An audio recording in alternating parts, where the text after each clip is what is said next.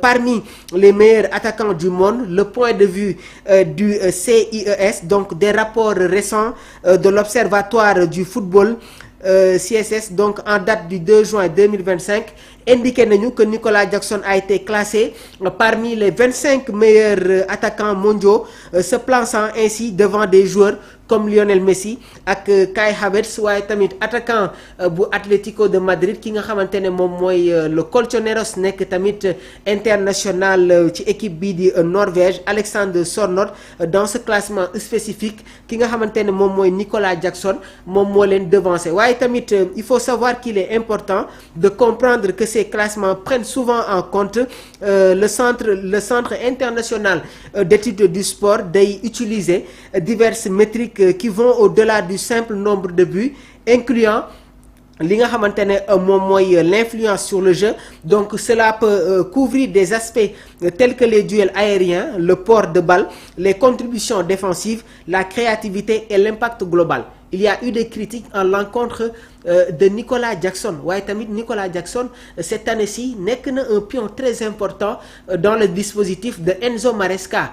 Cole Palmer ak Nicolas Jackson dañu nekk en parfaite coordination, et Nicolas Jackson bi mu amee blessure, Cole Palmer avait des difficultés. moo waral sax Enzo Maresca dafa ñëwaat ci li nga xamante ne mooy un nouveau schéma, parce que Nicolas Jackson fait partie des joueurs yi nga xamante ne dañuy contribuer à l'attribution offensive des Blues de Chelsea. waaye tamit ci yile critères am na li nga xamante ne moom mooy la constance des performances. Nicolas Jackson day def des marquages, day indi un apport défensif. Donc waaye tamit la régularité avec laquelle un joueur évolue à un niveau élevé. am na tamit li nga xamante ne moom mooy les statistiques de production, maanaam but, passes décisives, tirs cadrés. Donc bien que Lionel Messi soit incontestablement l'un des plus grands joueurs de tous les temps et toujours capable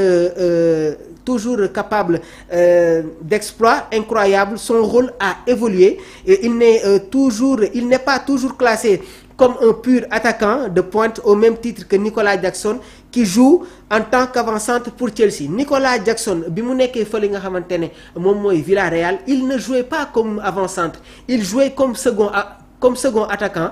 moom moo doon nekk derrière Gérard Moreno. Lionel Messi actuellement ne joue plus comme excentré type, mais Lionel Messi se retrouve comme électron libre ou des fois second attaquant. Donc gis nañ ne que am na une diversité de tactique bi nga xamante ne ñi ngi koy constater suñu utiliser joueurs yi. Ki nga xamante ne nag moom mooy Kai Havertz nekk attaquant ci équipe bi di Arsenal, moom itamit mi ngi jouer un rôle offensif plus polyvalent, souvent en tant que faux neuf ou milieu offensif, plutôt qu'un attaquant traditionnel.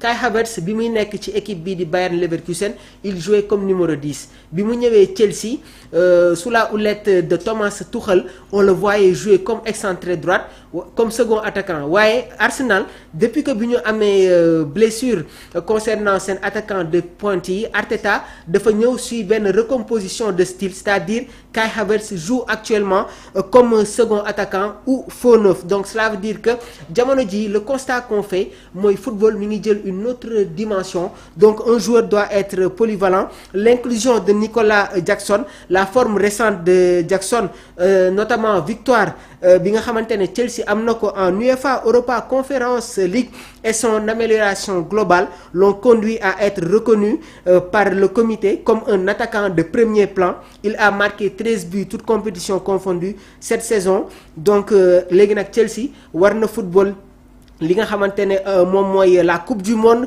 des clubs. am na li nga xamante ne tamit mooy le contexte du classement. Ce classement spécifique du CISE évalue de multiples facettes du jeu d'un attaquant, ce qui pourrait donner un avantage aux joueurs comme Jackson, qui démontrent une forte contribution globale, même si leur total de buts pur n'est pas aussi élevé que certains finisseurs d'élite. Donc mu nekk yi tamit des explications bi nga xamante ne indil nañ leen ko yéen suñu mbokk internautes yi. En complicité avec la régie, Omar, tu peux tamit mettre le numéro, voilà, je t'envoie le contact pour ñi nga xamante ne actuellement ñoom ñoo nekk ci bile live, ngeen dugg dugg woote pour joxe seen ay appréciation si match yi nga xamante ne Sénégal war na ko football ak équipe bi nga xamante ne moom mooy Irlande le 6 juin le 10 juin tamit war nañu dem football ak équipe bi di Angleterre. Donc Omar 77 259 46 95 259 46